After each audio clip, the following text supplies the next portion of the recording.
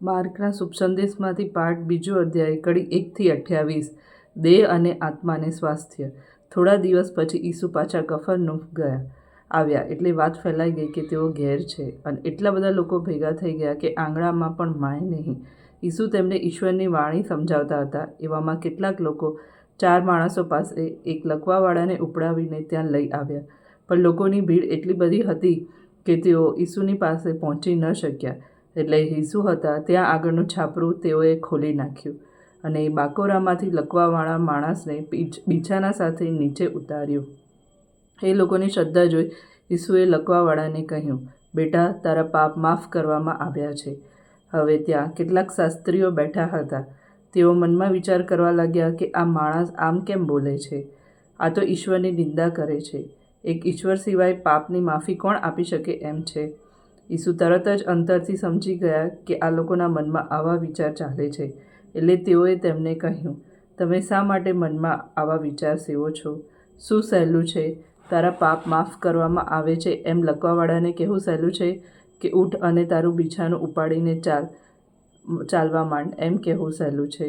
પણ તમને ખબર પડે કે માનવપુત્રને પૃથ્વી ઉપર પાપોની માફી આપવાનો અધિકાર છે.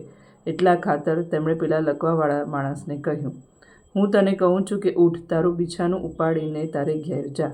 એટલે પેલો માણસ ઉઠીને તરત પોતાનું બિછાનું ઉપાડીને બધાના દેખતા બહાર ચાલ્યો ગયો. આ જોઈને બધા ચકિત થઈ ગયા અને ઈસુની સ્તુતિ કરતા કહેવા લાગ્યા, આવું તો કદી જોયું નથી. પાપીઓને તેડું. ફરી ઈસુ સરોવર કાંઠે ગયા. ત્યાં બધા લોકો તેમની પાસે આવતા અને તેઓ તેમને ઉપદેશ આપતા. જતાં જતાં તેમણે અલ્ફીના દીકરા લેવીને જકાત નાકામાં બેઠેલો જોઈને કહ્યું, મારી પાછળ પાછળ આવ. એટલે લેવી ઉઠીને તેમની પાછળ પાછળ ચાલી નીકળ્યો. ઈસુ લેવીને ત્યાં ભોજન કરવા બેઠા હતા.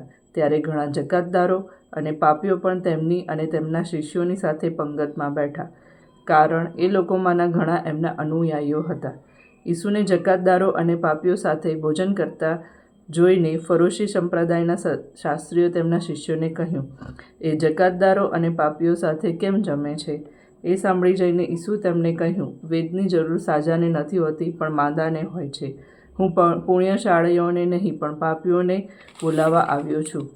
જૂના વસ્ત્ર પર કોરું થીગડું ન ચાલે. એકવાર યોહાનના શિષ્યો અને ફરોશીઓ ઉપવાસ કરતા હતા. ત્યારે લોકોએ આવીને ઈસુને કહ્યું, યોહાનના અને ફરોશીઓના શિષ્યો ઉપવાસ કરે છે પણ તમારા શિષ્યો ઉપવાસ કરતા નથી, એમ કેમ? ઈસુએ તેમને જવાબ આપ્યો, જ્યાં સુધી વરરાજા પોતાની સાથે હોય ત્યાં સુધી જાનૈયા ઉપવાસ કરે ખરા? જ્યાં સુધી વરરાજા તેમની સાથે હોય ત્યાં સુધી તેમને ઉપવાસ કરવાનો હોય જ નહીં. પરંતુ એવો પણ વખત આવશે જ્યારે વરરાજાને તેમની પાસેથી લઈ લેવામાં આવશે અને ત્યારે તે વખતે તેઓ ઉપવાસ કરશે.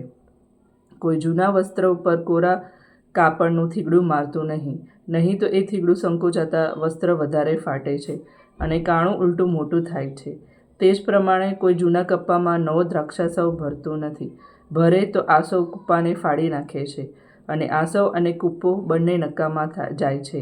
નવો આસવ નવા કૂપ્પામાં. માનો ચઢે કે કાયદો.